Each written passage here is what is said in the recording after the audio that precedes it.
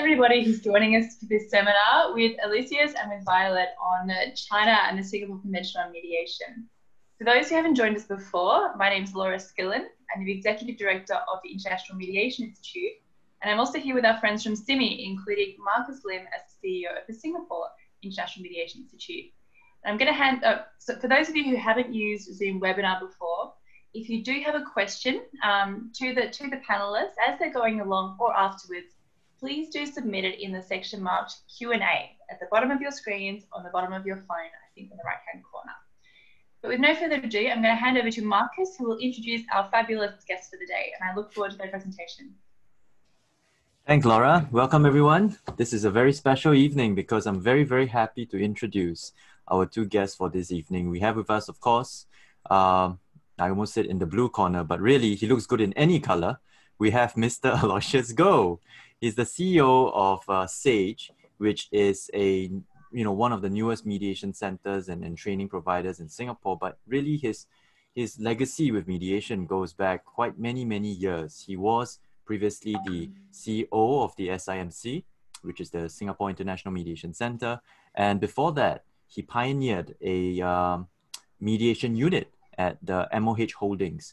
And before that, well, let's just say he was very much involved in mediation at an academic level, having done a dissertation on mediation advocacy. So really, Aloysius, his pedigree knows no bounds, and I count myself fortunate having had him as my tutor in university. So really, Aloysius, he's very well connected around the world, and we're very happy to hear from him, especially today on the topic of China, which then brings me to our second guest, Violet, or as I more commonly know her as V.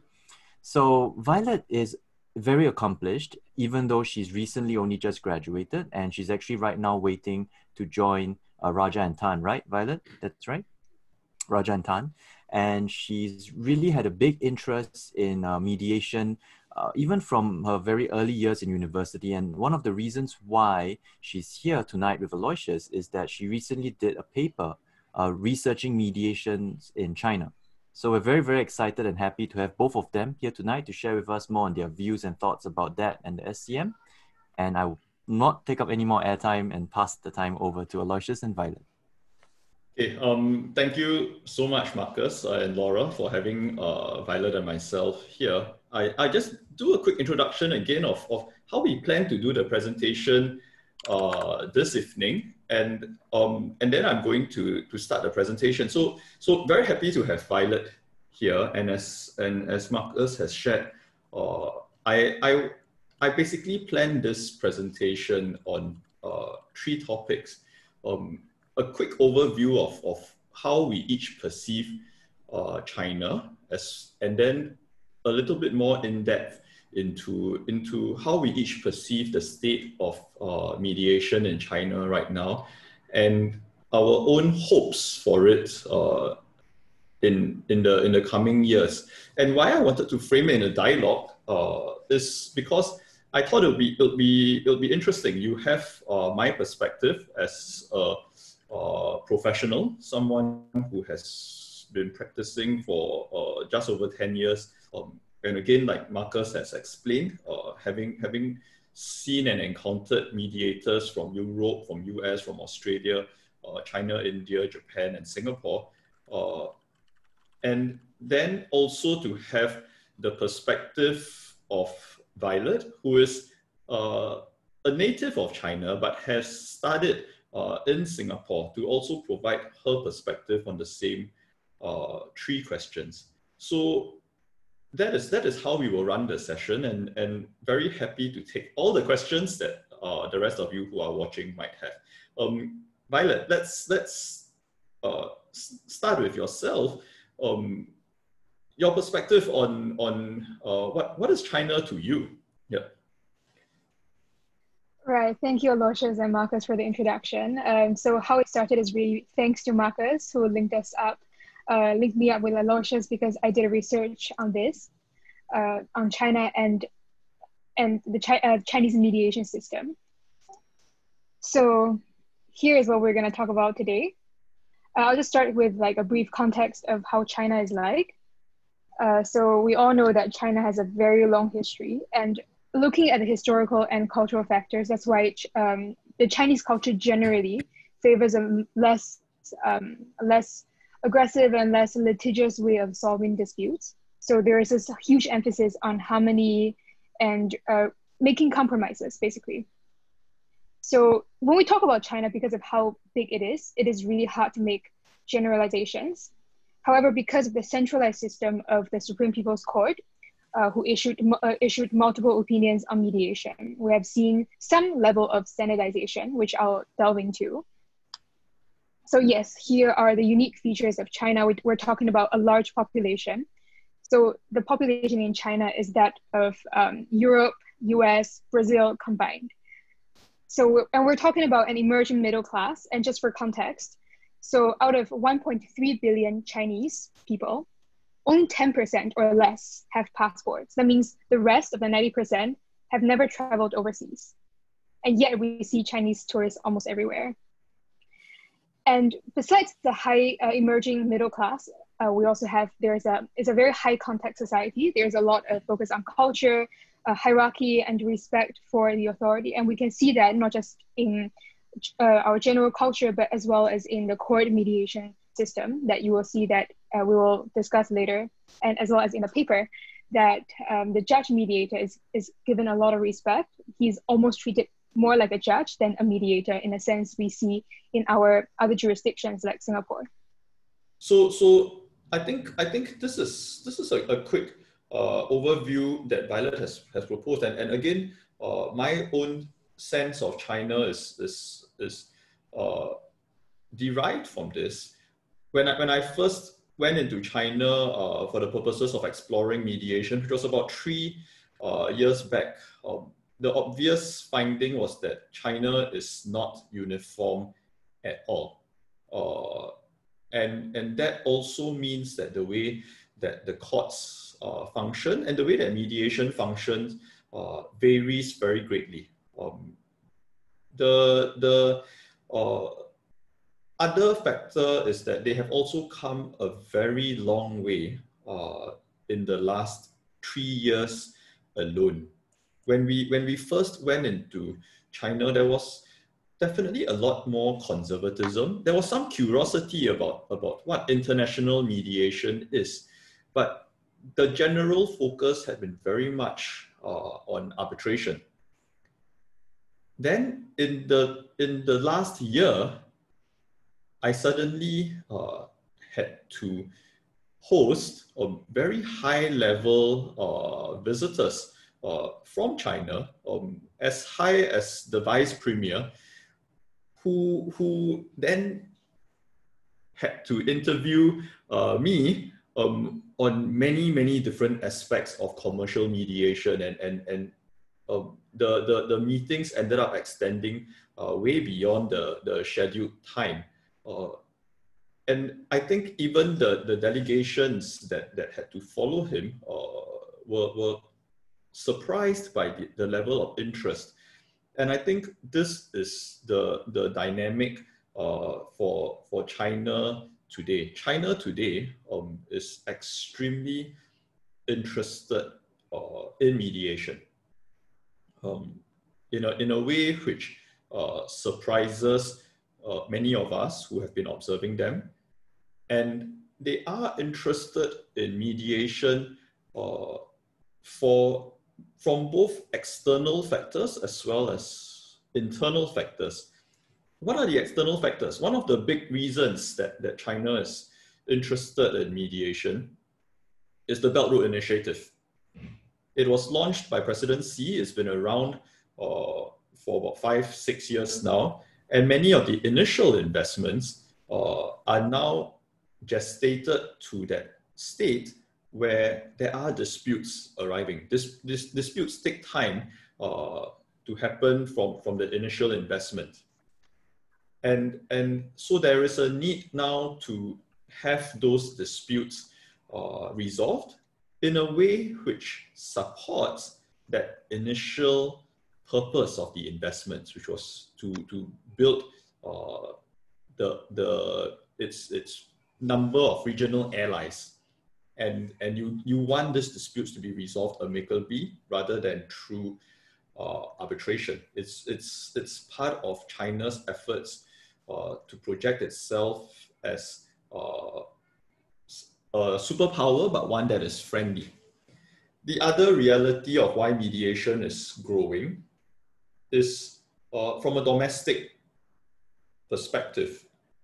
So as early as I think about 2016, which is around the same time that Ancestral started looking at the Singapore Convention, Chief Justice Zhou Qiang of China had already announced that he wanted the courts to seriously investigate how mediation can be greater institutionalized and made a key part of dispute resolution processes.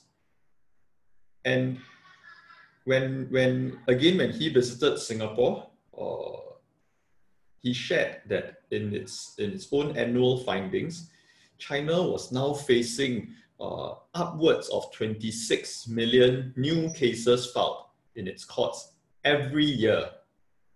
26 million. And it is a reflection of an increasingly educated and rights-conscious society. It is a burden which the courts cannot bear, because these numbers are only going to increase. And if we want to maintain harmony, which is important to China, they needed to put in place a process that supports this, and they have decided that mediation is it. So really, this is China today. China today is rapidly growing. They recognize that there are social forces that can pull it apart. It is rapidly growing. It knows that it needs regional allies in order to support that growth, and it needs legitimacy conveyed by how it is seen to be resolving its disputes with non-Chinese. And mediation is definitely a process that the higher leadership has decided is critical in this development. Yes, like Aloysius mentioned, that there is an increasing amount of cases filed in the court. And of course, because of the backlog of cases, they have adopted very interesting features in their proceedings. So when I went back home, so I'm from Guiyang, it's the southwestern part of China. That's why when we talk about cultural difference, the north and the south, we're quite different as well. So in terms of, because of the backlog of cases, they have adopted interesting ways to use mediation. So for instance, we have the dominant features of court annex mediations. That means the mediations are not conducted by a third party. They're conducted by the court within the court system. And this idea of judicial mediation. So that's what I want to emphasize here, is that there is a fused process of seamlessly moving from adjudication to mediation. So imagine parties are in open court, and all of a sudden, the judge will ask, would you like to mediate? Then if parties say, yes, we can try mediation, then they will move into mediation immediately, even if there are members of the public like myself in the court. So this idea of judicial mediation, so the judge really wears two hats, as a judge and as a mediator. So why is this the case? It's because of the policy of prioritizing mediation. So this idea of 调解优先 is mentioned in several opinions issued by the Supreme People's Court. And we can see that being emphasized till this day by the Vice Premier and by the judge of the Supreme Court, like Aloysius mentioned, Zhou Qiang. And in fact, in a recent article, he mentioned the need to prioritize mediation, to resolve disputes using mediation, but at the same time, there is a need to protect the process, to institute protocols for mediators. And on the policy, we have the People's Mediation Law introduced in 2010 to govern this specific area of people's mediation, which touches more on neighborly disputes, family disputes, but you don't have specific legislations governing commercial mediations. You have industry specific, like for insurance, for labor disputes. But in terms of commercial mediation, there is a gap that is about to be plugged by the Singapore Mediation Convention. And of course, in terms of recent development, we see the establishment of the CICC, as well as the Shanghai Commercial Mediation Center. So both of which are to internationalize the process of adjudication and mediation. And even then, it is not clear from their chapter on how this, whether there is a separate process between mediation and adjudication. Thank you, Violet. So Violet has shared that really from the people's perspective, there are 2 points where they have encountered mediation. Typically, the average Chinese person is encountering mediation when they have filed suit in court. And then what will happen is the judges oftentimes, because they are incentivized to have cases settled, will actively encourage the parties to have their dispute settled. And the judges, in essence, become the mediator. The second key point of contact with mediation will be through the China Council for the Promotion of International Trade, which is, as the name goes, is a trade promotion body. It is meant to help society and commerce to function as efficiently and harmoniously as possible. And that is that group which the People's Mediation Law of China applies to. And that is a law that came into place as recently as 2010. CCPIT is a central body, but in every province there is a branch. And every branch there is a CCPIT mediation center. So there's a CCPIT Beijing, there's a CCPIT Shanghai, Shenzhen, Xi'an, Shandong, Guangxi. Each of them has exercises some autonomy in how it trains its mediators and how the mediation is conducted. What that means, therefore, is that there is actually quite some difference in how mediation is being conducted across China. And many of these mediators are appointed first, trained later. So there is really a very high level of variance and divergence in quality and in what is considered acceptable mediation practice. There is a third force that is now shaping mediation, and Violet has alluded to it. The Shanghai Commercial Mediation Center is but one example of this independent mediation institutions. And this independent mediation institutions, this of course continue to exercise a lot of alignment with the interests of the state. And you see them in every major province. Mediation is being done by the Beijing Arbitration Center. I just checked its statistics before this talk. In 2019, it had 1,000 mediation cases, out of which 26 were international. So there are all these independent mediation institutions which again practice their mediation according to its own standards. But what I have understood from my interactions with people from BAC, from the Shanghai International Arbitration Center, from the Shenzhen Arbitration Center, is that they are basically being used as the vehicle to spearhead international standards of mediation, which is why when the CICC was launched by the Supreme People's Court, it comes under the Supreme People's Court. The organizations which have been assigned to conduct the mediations by the CICC are these independent bodies. They are the Shenzhen Center and the Xi'an centers.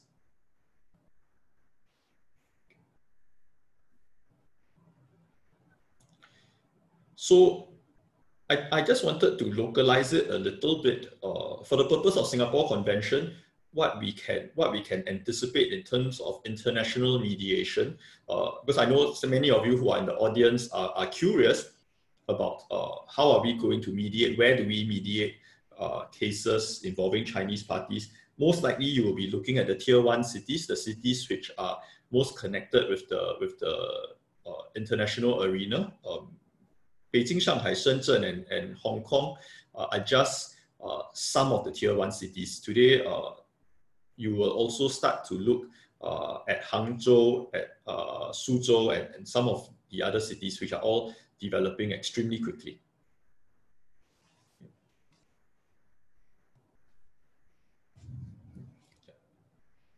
So try to understand a little bit of who is a mediator in China, because this is important, because when I think many people are surprised when you engage a Chinese party as a disputant who's from China, and the expectations that they have of a mediator can be very different from what the rest of us have encountered, and that is because at the CCPIT, and I think it's quite similar to the judicial mediators, the mediators have a clear mandate. Your job is to get the matter settled, because conflict is destabilizing, and we want harmony to prevail.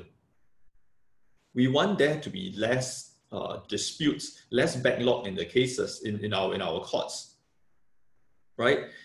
And so they actually actively encourage people to volunteer to be mediators, and they really function as volunteers. You know, they are barely paid anything. Most of them nothing at all in order to mediate. So it is, they do carry it as a badge of honor that the government has viewed them as sufficiently of the right credentials to be a mediator, but there is oftentimes very little incentive for them to pay for professional training and to be accredited.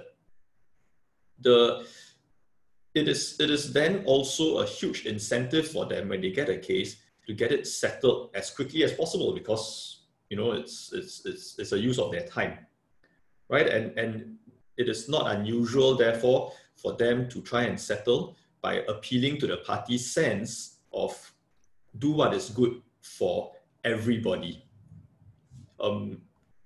The obvious situation that this then leads to is that many of the disputants are only prepared to refer low-value disputes for mediation.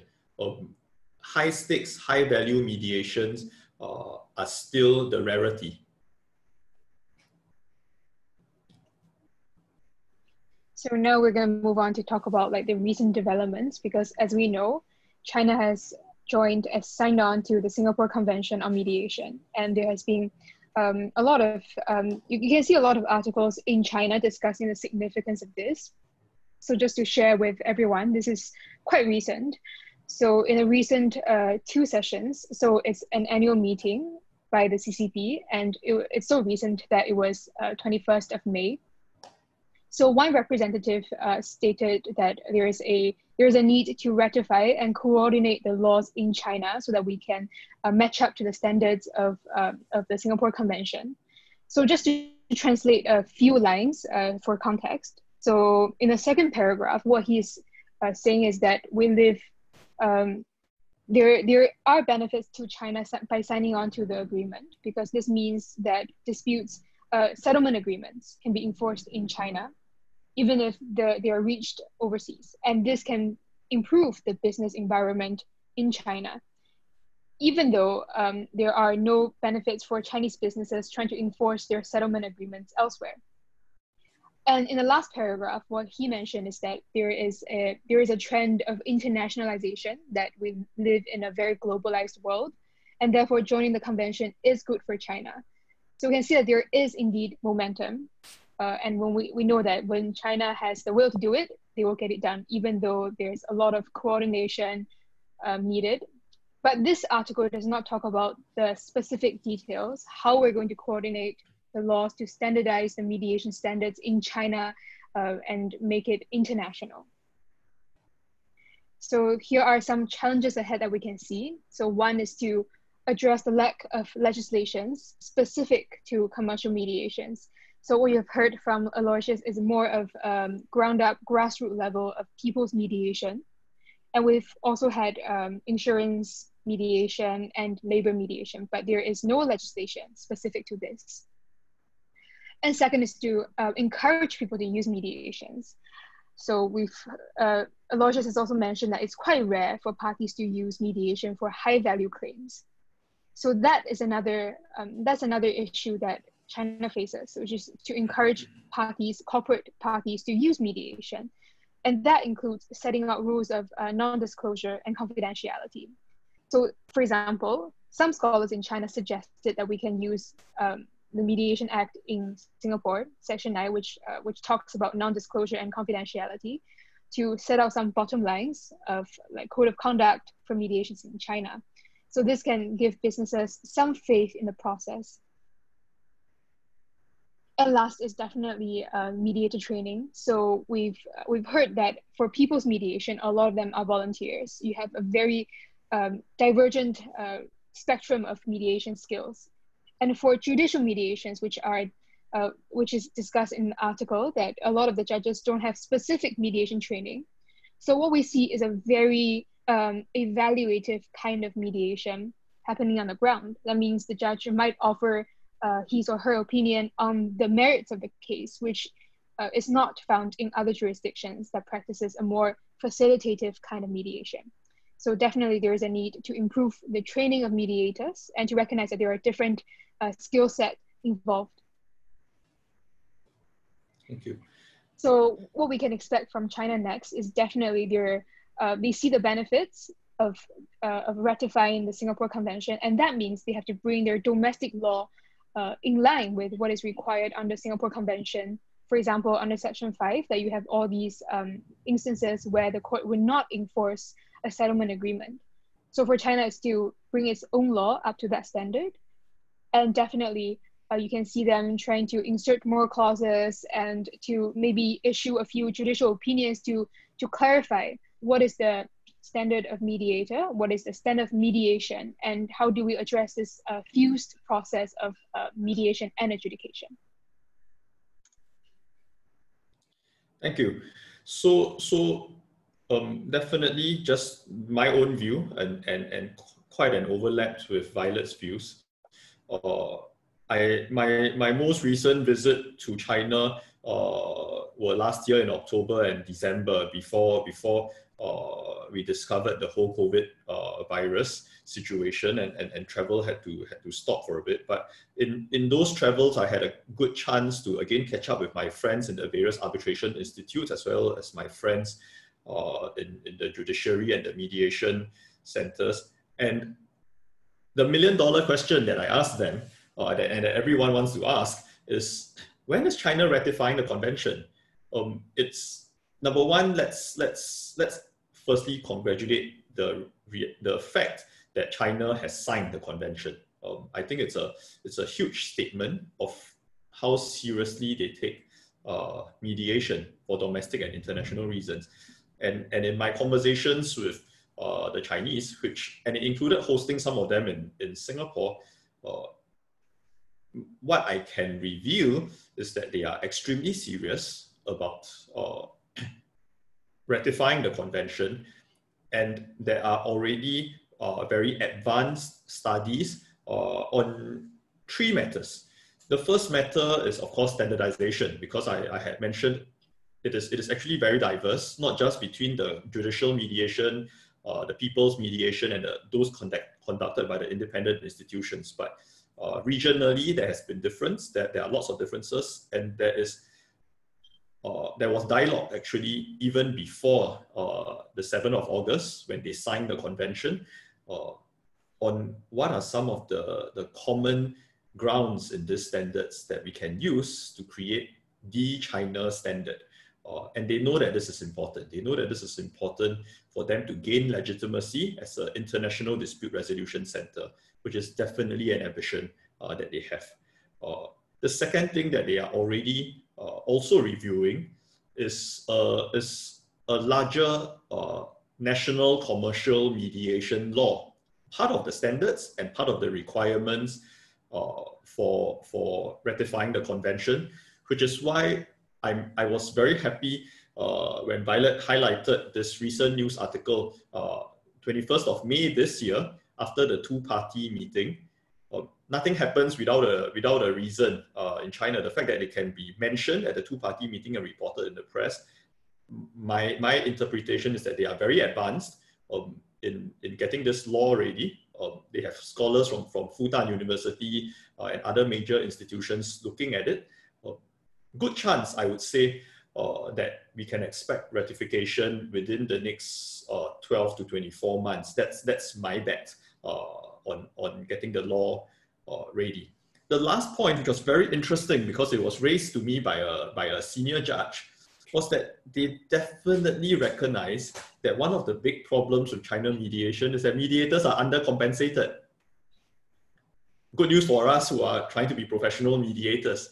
So they do recognize that if there are no proper incentives in place for mediators to undergo training, then no matter how much you try and create standards and impose them on a regulatory basis, you need to put in place incentives. So I think they are going to create a framework for commercial mediation, and there is definitely strong interest to do this by bringing in international non-Chinese mediators to help to define what these standards are likely to be. So yes, in the meantime, very aggressive training. Again, many of us have already been involved in this. The amount of training that I know some of my fellow trainers to be involved in, and they are not Chinese, they almost never come home because China is just too big, and you can train effectively one trainer to about 20 persons at one time. And the last point to be wary or to be conscious about when you look at China and you want to support their mediation effort is they are not looking to adopt a foreign standard wholesale. They definitely view that there is value in the way that they have done mediations, because from their view, and they're absolutely right, mediation has existed in their system for centuries. And you might question it because it looks like it's very settlement-based, because it's very judge-led, but there are strengths to this approach. And while they are prepared to adapt their current approaches to align with international standards, it will not be a wholesale adoption. And they are definitely looking to influence how mediation is done globally with a model and an approach that also helps them to push forward some values and methods which they feel are more synchronous with their philosophy of dispute resolution. Again, what that actually means is something which they are themselves trying to define and articulate, but they are definitely learning extremely fast. And I agree with Violet. When China puts its mind to do something, it will happen. So see when you place your bets, if you want to bet against me, but I think 24 months, China will ratify for sure. What's the bet? What's the bet? A meal of your choice at a restaurant of your choice. Okay, everyone has heard that. Yeah. Okay, thank you so much for listening to our sharing of China and mediation in China. Thank you. Okay, well, thanks so much, Aloy and V, for sharing, that presentation. So I'm going to step up this evening and sort of guide us through the questions. We do have a couple of questions, just 5 questions, not that many, but I'm sure we'll get more as we go along. So I'm just going to read out some questions to you. Autonomous at the moment. Can you elaborate how mediation can be done at Guangxi, Nanning? Violet, do you know? There are a lot of autonomous provinces. They can be done in the local court level. So it depends on what kind of disputes we're talking about. Yeah. So I guess just like many places, it's not just about Guangxi, Nanning, it could be any autonomous region, right? Yeah. So Jasmine, who asked this question, I don't have local knowledge specific to Guangxi, Nanning, but my guess is that it depends on whether you are looking at a commercial dispute, which you would like to resolve in the courts or with the people's mediators. If it's a commercial dispute, likelihood is you should go through the courts, and then many of the courts now, actually, the Chinese courts actually recognize mediations done by the specialized mediation institutions, where the mediators are not the judges in the courts. So for our purposes, either you are a disputant, or you're asking as part of a disputant, or you're asking as a mediator, finding out which is the independent mediation institution in Guangxi, Nanning will be the first fact-finding thing that you do. And once you have done that, chances are you can possibly get a mediator who is familiar with mediation as we know it in Singapore, in terms of a more facilitative than settlement-based approach. Yeah. Okay, so we are going to the next question. This is one by Marine. So is China interested in expanding the use of mediation and the Chinese understanding of the process, or would they be open to other models, perhaps even for domestic disputes or maybe other disputes? So I think I've answered this to a degree. I think the Chinese are not blind to how different their mediation style is from the international, from what is practiced all over the world. They have traveled very, very actively just to study mediation, not just to Singapore, and they know that it is not uniform, and the way that China does it can be improved, as can everyone's systems. I am almost certain that that is their discovery. Their discovery is that there is no perfect system. So are they interested? They are interested both ways. They are interested to improve their own system so that it is aligned with international standards. Mediation is high quality, aligns with the rule of law, but they are also interested to share how they do mediations. I can't really speak for China or the Chinese understanding as a whole, but definitely I think they're interested in understanding different models, and they see the problems, for example, in the current fuse process, they observe that there are problems with party autonomy, with a certain level of mediator standard, and in that respect, they're trying to improve as well. So I would say yes. Yeah.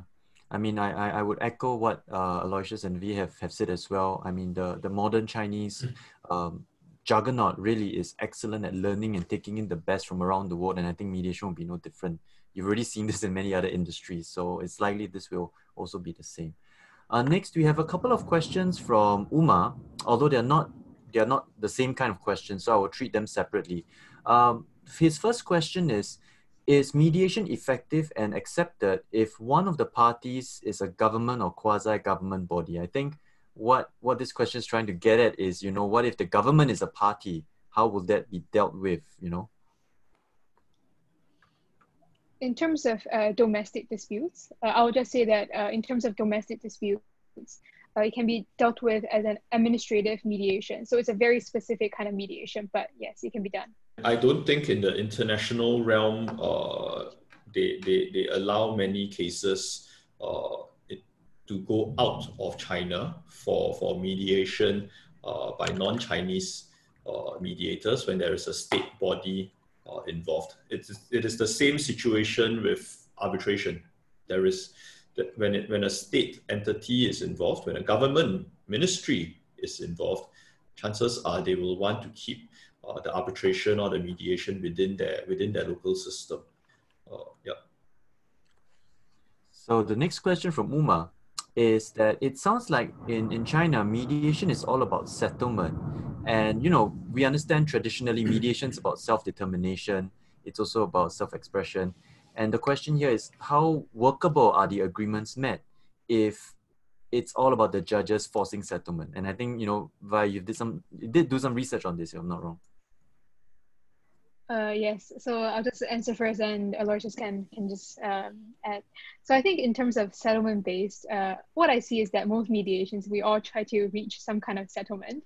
But what I'm just going to infer from the question is whether there is any pressure on the parties because of this judge-led and evaluative model, and whether that kind of settlement agreement is eventually enforceable. So definitely, so we see that mediation has been quite effective. So for example, in some statistics they cited, I think in 2016, there were 5 million cases resolved through mediation. But the question is how many of them were enforced? So that's why party autonomy is important, because if your mediation settlements were reached by compromising to some degree parties' autonomy, so there can be difficulties in trying to enforce the settlement. Yeah. Delicious. Again, this question, when it goes into this philosophy of self-determination, or certainly when it is settlement-based, if you take it as just a comparison to other mediation approaches, which bear more facilitative or even transformative elements, then the obvious conclusion is that yes, there is less scope compared to those approaches. The situation that I have uncovered, however, and this is really in my course of my interactions all around the world, is that settlement-based mediation has evolved and taken root in China because of the collective nature of the society, because it's a very high context society where they do accept an outcome which is proposed by an independent, sometimes better than something which they can come out on their own. And I know that might be hard for some other cultures to accept. But again, when I have mediated for Chinese parties, it is exactly that. They will come, you know, I can mediate a $5 million dispute and close the gap from that $2 million gap to 50,000, and neither side will want to budge, because then they will want the last number to be hinted at by me, so that they can take it back to their bosses to say that, look, the last inch, we did it because the mediator proposed it. It's not me. I'm not the one that gave in. And so that is a much more important concern for them. That face-saving part of it is much more important for them than the value that some other cultures have placed on self-determination. And we need to look at each jurisdiction and how mediation has evolved with an anthropological understanding of how their societies evolved and why mediation has evolved in that way. Yeah, I think it's really interesting because it may not just be China. It could be something that is, I think, also relevant to the Eastern cultures in Japan and Korea. There is a tendency to want to look up even to a mediator as a source of authority. We're going on to the next question from Jonathan Lux, which essentially is a question about, you know, if in a case the judge proposes mediation and then proposes the settlement terms, and either or both of the parties reject it, will it be the same judge who then proceeds to decide the cases? I think Jonathan is asking whether he heard correctly. My answer to Jonathan is yes, you heard correctly. And yes, in most cases, it's the same judge who will preside as both the mediator and the adjudicator. Yeah. I think there's a related question from Joyce, who also wants to know, would either of you be aware of what kind of training these judges go through in order to be mediators?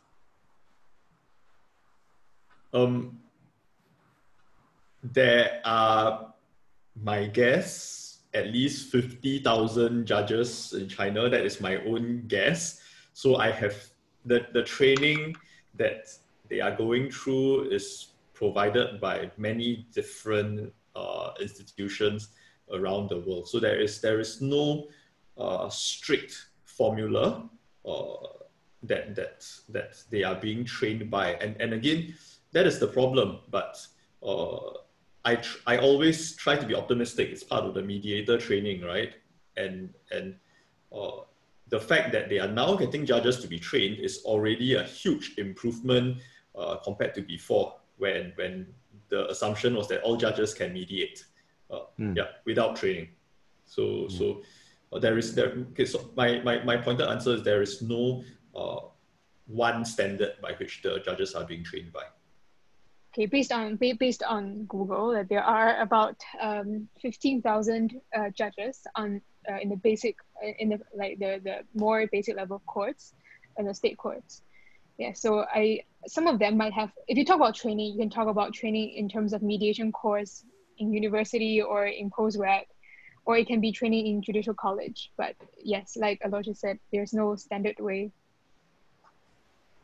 Yeah, I mean, China is huge. And even within the different provinces, I'm sure they may not always take to the same approach in preparing their judges as well, right?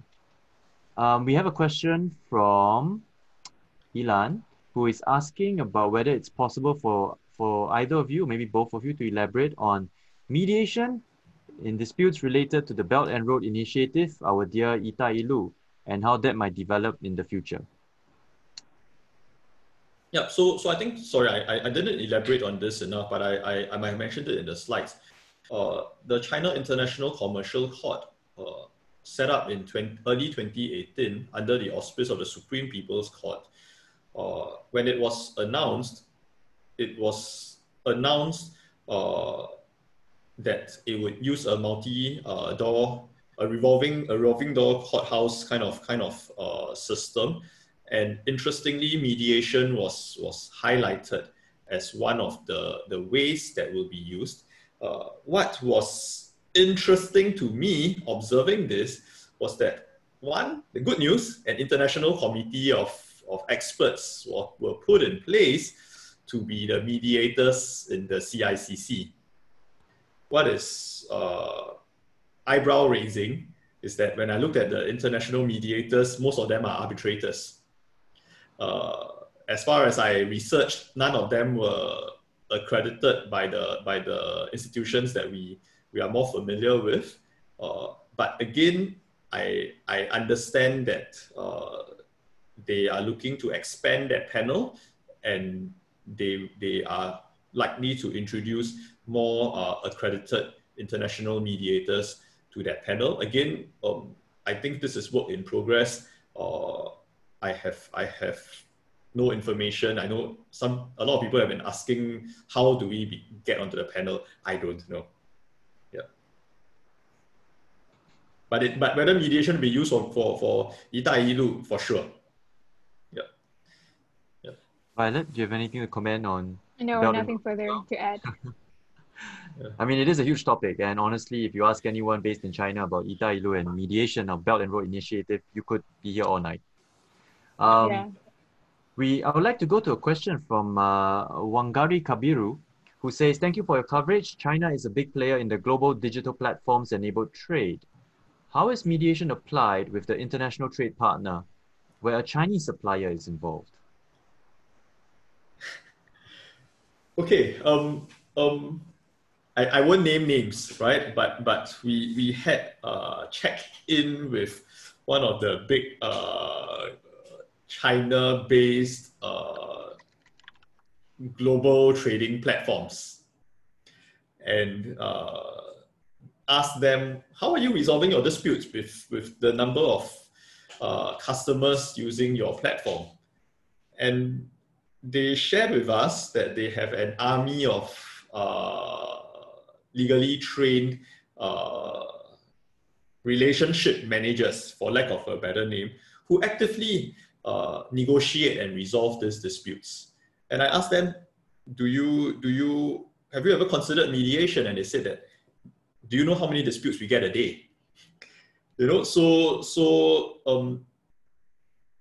the truth is that is China for you, right? China is extremely pragmatic and practical, and very, very determined to be harmonious, and they're very commercial.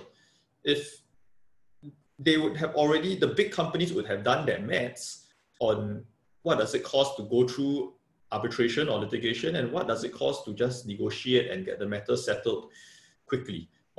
Which is why the use of mediation sometimes has not picked up as much for this global digital platforms, because they make a lot of money, and for them time is more important than you know, trying to prove that they are right against a disputant.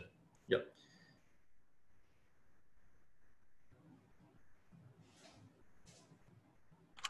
Violet, anything to add? I'm aware that, for example, if you're talking about digital platform trade, then you have like Taobao, they have their internal mechanisms for selling disputes with consumers. So yeah, I agree with Aloysius. They're very pragmatic. So yes, disputes will not go out of hand. Okay.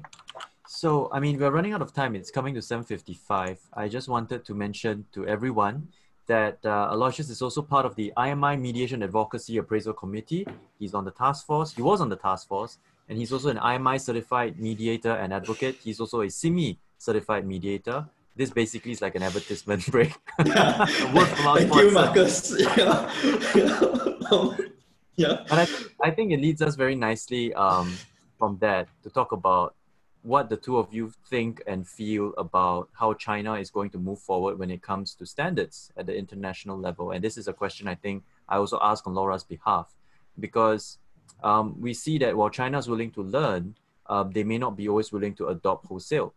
So knowing what you know about how mediation's like in Singapore, essentially the Western part of the world, what do you think the future will hold for standards bodies when it comes to working with organizations in China? I think that you guys have an extremely big role to play. Like I said, the wonderful thing that I'm discovering about the Chinese is that, sure, they have a view, but they are very interested to learn. Both SIMI and IMI are extremely well placed. You have worked hard to establish yourselves, and you're the networks. China is defining the national standard now for China is, I would say, the top priority that CCPIT and the Chinese courts and the arbitration institutions, the independent institutions have all identified.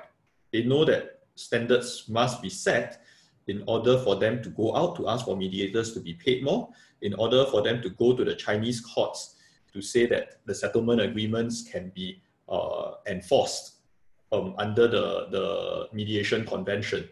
So this when I speak to everybody, is the top priority, and they are definitely looking to templates that they can borrow and adapt for their own use. And yeah, it is actually great for global mediation that there are bodies like SIMI and IMI. It is not just China who's interested in this. Every signatory of the convention and every coming signatory of the convention that does not yet have a national standards body that I'm personally familiar with is really actively looking to set up a standards body. Yeah. Okay, and now we have Laura back with us. I've appeared. Someone said standards and certification. I was summoned. Thank you so much for that fantastic presentation. I really enjoyed it. And I think you've pointed some great paths, I think, to move mediation forward in the region, which is fantastic. And I think so. Thank you to both of you for coming. Thank you to Marcus for moderating. And of course, thank you to our attendees for asking wonderful questions as always. And thank you, everybody. Thank you so much. Thank you, everyone. Thanks for joining us. We'll see you all next time. See you all next time. Thanks, Violet. Thanks, Aloy. Thanks, Marcus. Thank you, Thanks, Laura. Marcus. Thanks, Bye-bye. Violet. Bye.